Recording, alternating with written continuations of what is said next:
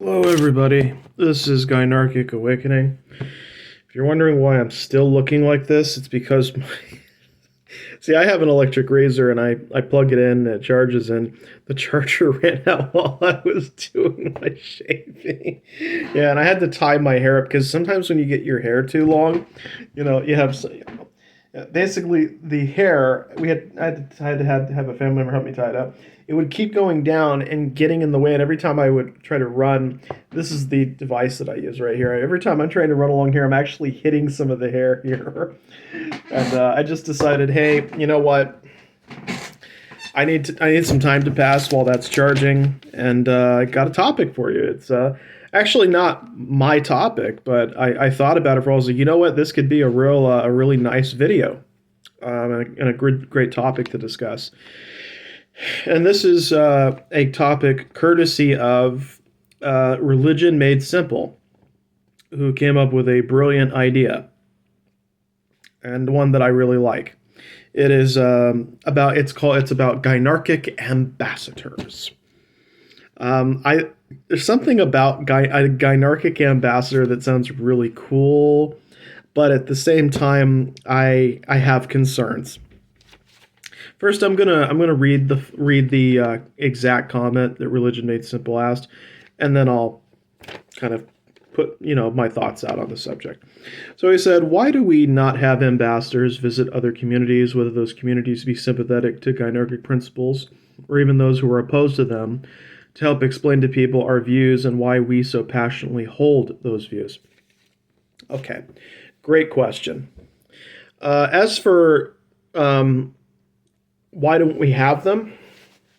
I think part of the problem is I really genuinely believe it's as simple as this. They've never thought about it.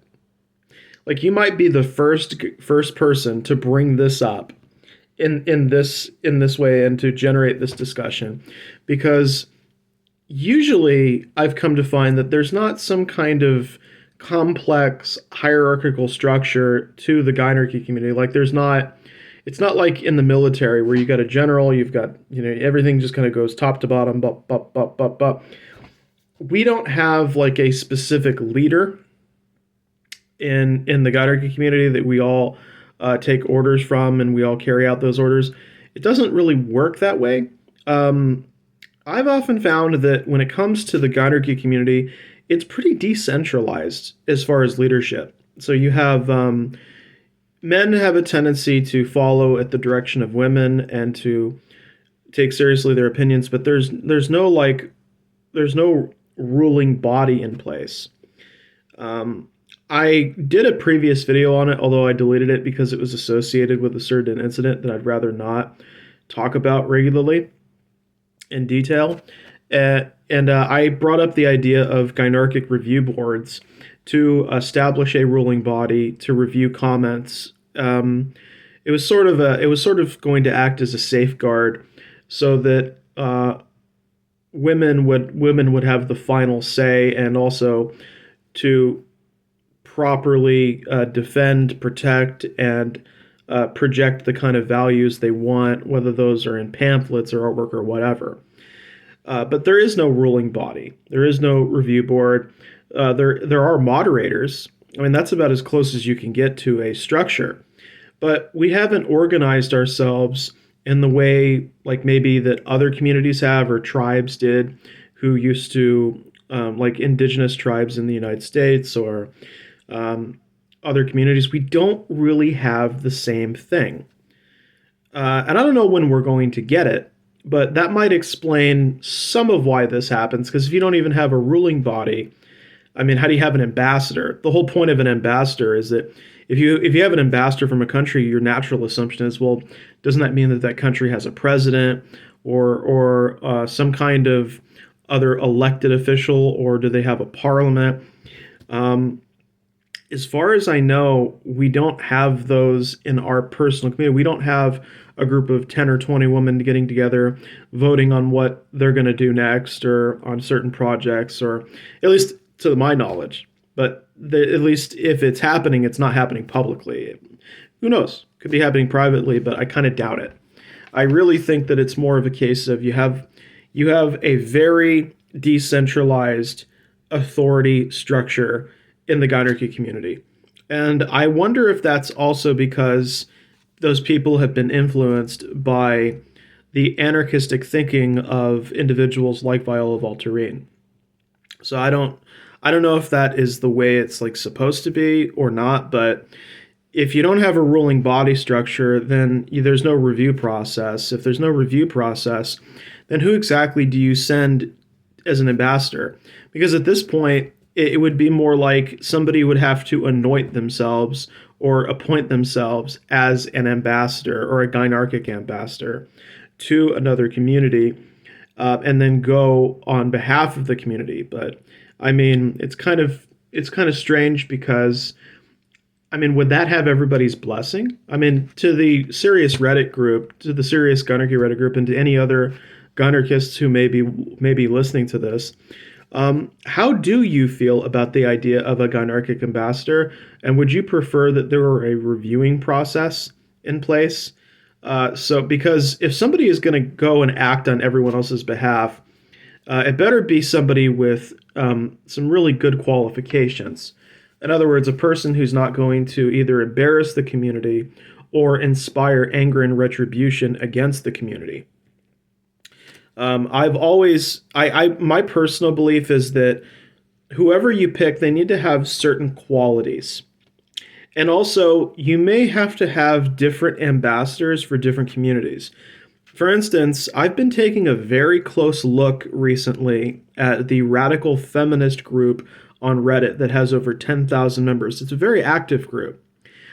If I were to appoint, if our community were to appoint some kind of Gynarchic ambassador to represent our events and interact with them on our behalf, I would actually prefer it be a Gynarchist woman. And the reason is because there's a lot of very justified anger at men. I also have had the experience of running into feminist women who have written me off as I'm just a this or I'm just a that. I don't think, and I understand where they're coming from, and I'm sympathetic towards that. I don't condemn them for it. I regularly consume radical feminist content on Twitter. I read it on Reddit. I know how they feel. That's why if you're going to have a Gynarchic ambassador to the radical feminist community in particular, it ought to be a Gynarchist woman, in my personal view, because there are many of them who will either not listen to a Gynarchist male or will immediately seek to find some reason to shut down any attempt at listening or reasoning with the other person because they have been dealing with disproportionate abuses of men, and they have in my view have become more enlightened to what the average man is like. And I share a lot of values with them. I share a lot of the same sentiments, the same feelings. Yet I am a man, and I will be judged based on that. And whereas other men would get upset or angry or flip the fuck out, I don't do those things. I just try to understand as best I can and help as best I can. It's why I support things like the 4B movement, because I believe that it's about the safety and health of the women involved. It's not about what makes me or other men happy. That should be the very last thing on anybody's mind if they're considering their reproductive health, their physical health, their mental health as a woman.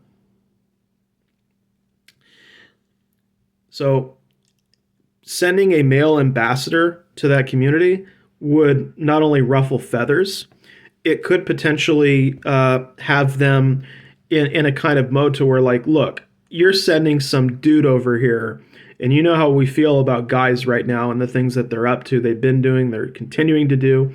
It just doesn't seem appropriate to send that kind of individual, and that kind of a person, I don't think would really reflect well on the community. Now, are there certain communities where Gynarchist male ambassadors could do well in? Yes, I think they do. I think that they would do very well, especially because I don't like. Sometimes I think that no matter what, I'm going to take shit for this, but I'm just going to have to say it. I don't like if there was like a dangerous war zone or something was happening. To me, I feel like it's my job to risk on behalf of the women in my life. I wouldn't want the people in the women in our community, to subject themselves to not only retaliation but nonstop abuse and other fucked up shit and whatever is worse.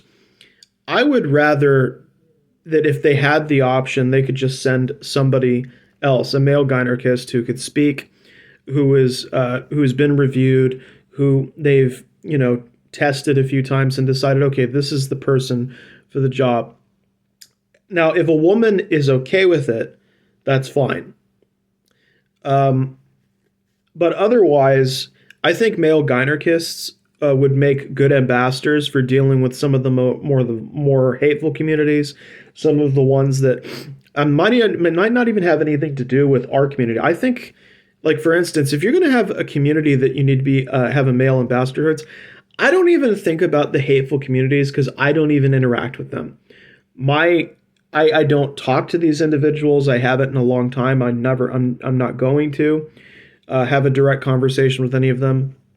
Uh, I think one community that male gynarchists need to interact with more, especially gynarchists in general, but if you're going to have an ambassador, maybe check out the anime community, because especially the anime fans who are watching anime about matriarchal stuff or matriarchal content, or reading manga that's about matriarchies.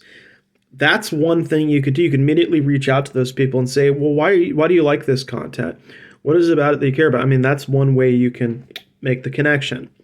Uh, but if you're talking about people who are out to murder us, rape our women, do other fucked up stuff, I don't know, I don't feel comfortable with the idea of having somebody coming up to them from our community going, "Hi," because it puts us on their radar. It gives them the opportunity to uh, establish a kind of relationship that will not be healthy for our members. And unlike us, some of these individuals have no moral principles. They don't care what they have to do to achieve their perceived victories. They don't care who they're harming, whether it's men, women, or whatever. All they care about is propagating their own ideology, usually at the expense of other people. I don't know. I don't know how I feel about it. To me, when I see a woman getting punched or cursed out by a guy, it raises my blood pressure. It makes me angry. It makes me want to go and wallop the guy. But I don't. I'll put it up to the people in the community. If you're the Gynarchist women and you're listening to this, would you be willing? Would you want, or would you be okay with being a Gynarchic ambassador to the most hateful groups on the internet? Or would you prefer a male Gynarchist who passed your tests and lived up to your expectations and standards went in your place? I don't think that it's up to me to decide. Now, if I had a choice, I would rather the male Gynarchists go and dealing with the most hateful assholes. But I also, if if you gave me even more options, I'd say, why even bother with the most hateful groups? Because all you're really doing is giving them ammunition, letting them know how we think and how we feel, and they're probably just going to end up using that against us sooner or later. Now, you could also counter argue and say, well, you're already making these videos and we already do these posts, so they already know how we think and feel. So that's a fair point. You could say that too. But there is something to be said about waking up in the morning to, fuck you, I hope you die. Or I hope you kill yourself, or some other fucked up shit that they're going to say. There's something about not having that in your life and not deliberately interacting with a community that is going to fucking attack you, that is going to go out of their way to make your life miserable or to find something about you to make fun of or whatever. I just don't see the value.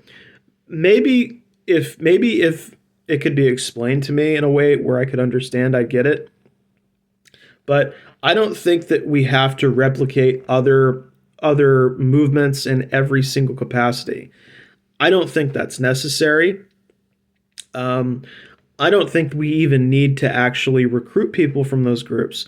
My personal opinion is that if you are gynocentric and your nature is being suppressed by hateful content, sooner or later, the onus and the responsibility is on those people to exit the hate group, to do the self work that needs to be done so that they can go back to being who they really are.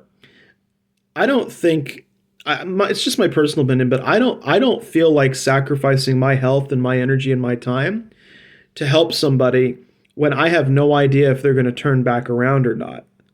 Because I'm going to incur damage on myself while I'm helping someone, and I would prefer just to use my time, health, and energy to be productive, to do something that I know will have a more positive outcome. Whereas dealing with these people, I mean, it's like a toss up because if you're talking to somebody who's severely personality disordered and not just a human being that got indoctrinated into a hate group, I mean, they're like two different animals. And when somebody's really angry and hateful, it takes a long time to actually sift through it. There's different types of people in hate groups, and it's not always clear which is which.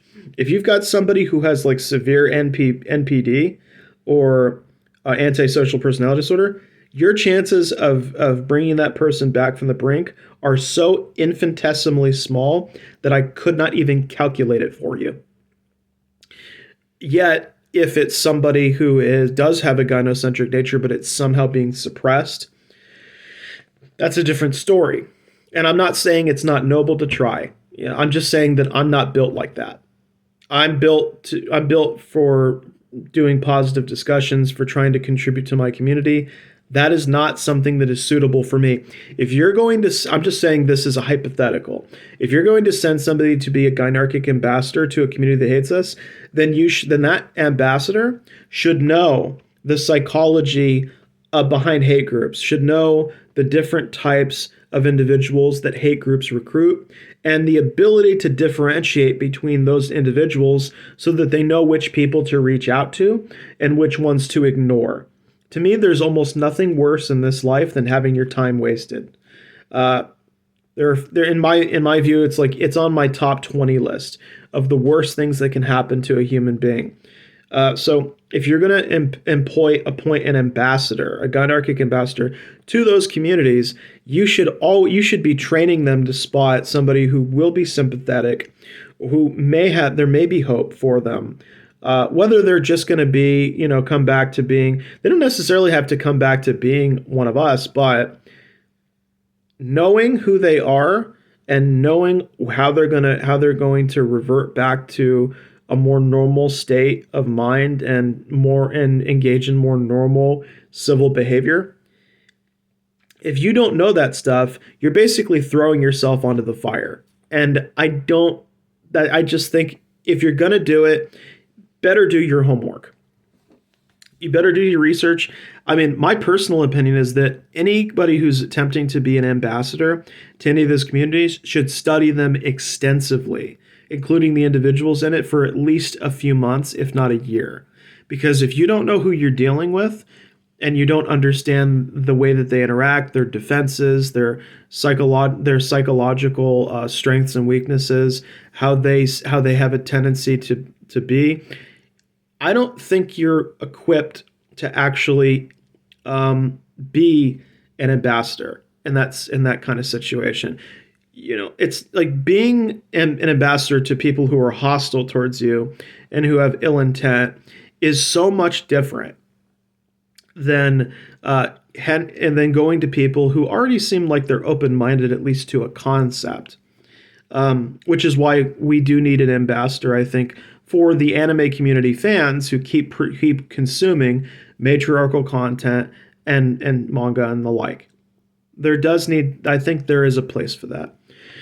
As for the qualities that would be good for a Gynarchic ambassador, I think the very first thing is patience. Rome was not built in a day. No society is built in a day. Same thing with relationships, same thing with anything. You need to be patient with other human beings. You cannot expect them to just turn around overnight. You're going to have to spend time studying people, paying attention, writing down notes. this is a job. It's not something that anyone should take lightly, and it's not, to me, to be an ambassador means you can't be impulsive. You can't have impulsive thinking, and you can't make impulsive decisions. In other words, what I'm saying is you should always be open to the idea of consulting with the other members of the Gynarchy community before you take any kind of action. The second thing you need is discipline. And what I mean by this is I mean moral discipline, meaning no insults, no insults, no threats of any kind. No insults, no threats, and I'm going to go one further. No arguments. You are there to discuss things with people. If you go in with an argument, there are some people who do not differentiate between an argument and a fight. They're going to think it's the same thing. I know that there are other people out there who do understand that difference and respect it. Not everyone does. Not everyone sees the line the way the rest of us do. So to be an ambassador means to exercise moral discipline.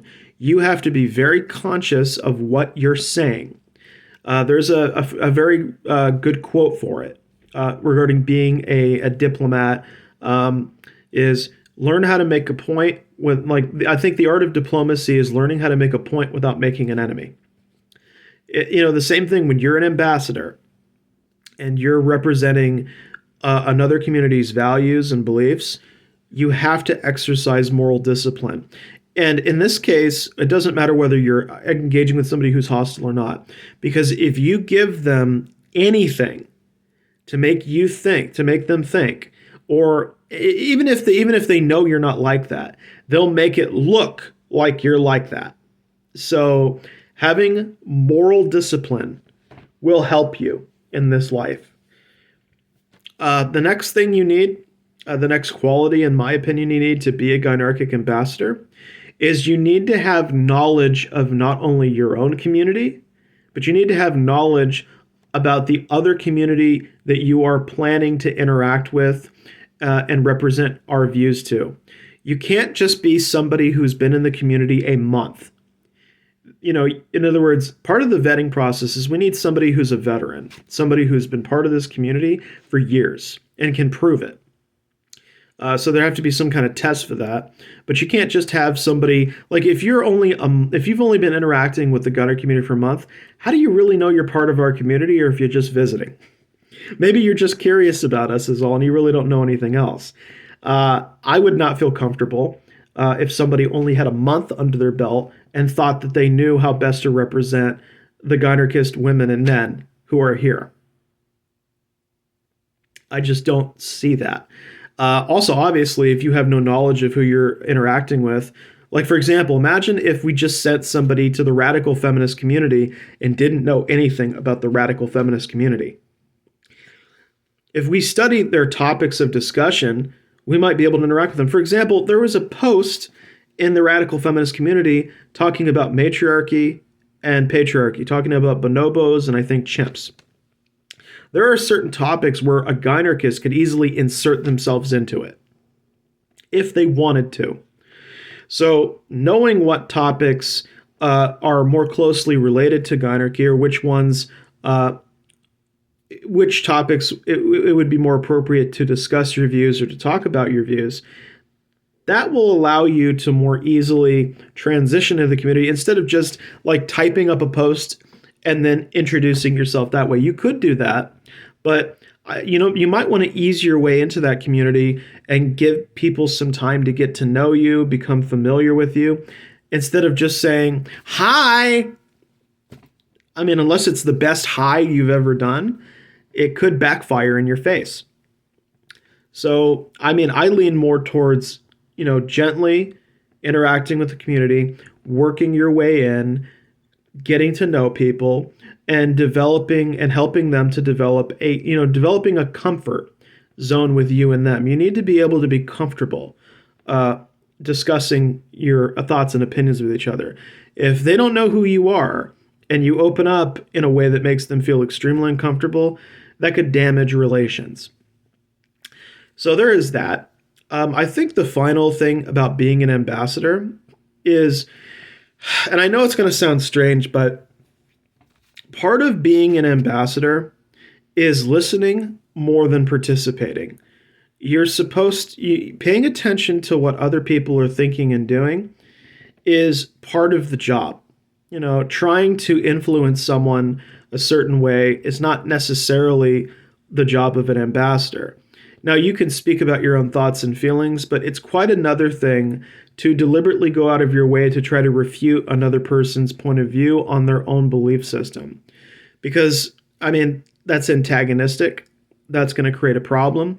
So I'm not saying you can't represent your own views by doing that, but it's probably better to lean more on listening and paying attention as opposed to something else. In other words, you might want to just stick to asking questions, asking your own questions, trying to feel the discussion out, so to speak, trying to find out what place it's going. And you don't have to ask direct questions. You can ask indirect questions that can sort of inform you as to how somebody would answer a direct question.